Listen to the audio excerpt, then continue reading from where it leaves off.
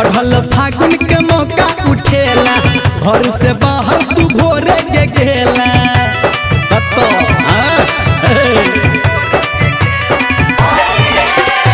चढ़ल फागुन के मौका उठेला घर से बाहर तू भोरे के गेला छोरी बात नहीं एना ललकारी से गे तोहर भीजल छ पूरा सारी कत रंग डोलेला पिचकारी से तोहर भीजल छ पूरा सारी कत रंग डोलेला पिचकारी से तोहर भीजल छ पूरा सारी कत रंग डोलेला पिचकारी से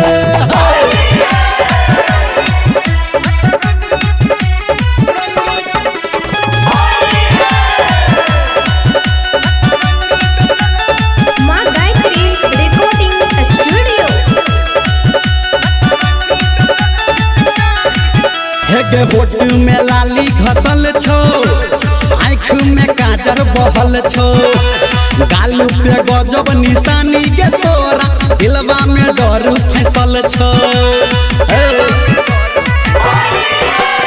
होठ में लाली घसल छो आँख के काजर बहल छो गालू पे गजब निशानी के तोरा दिलवा में डर फैसल छो लाज शरम नहीं तोरा के लगलो तोहर भाग होली में जगलो रंग पीछा डोले लगी अगारी से गे तोहर भीजल छ पूरा सारी कत रंग डोले पिचकारी से तोहर भीजल छ पूरा सारी कत रंग डोले पिचकारी से तोहर भीजल छ पूरा सारी कत रंग डोले पिचकारी से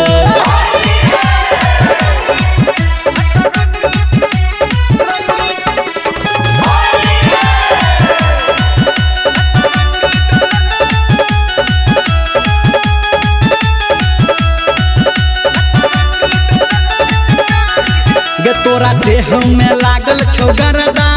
कोनो बज्जर खसल कहू गे मरदा तोहर देख के भीजल जवानी के छौरी लागे छौ पान जरदा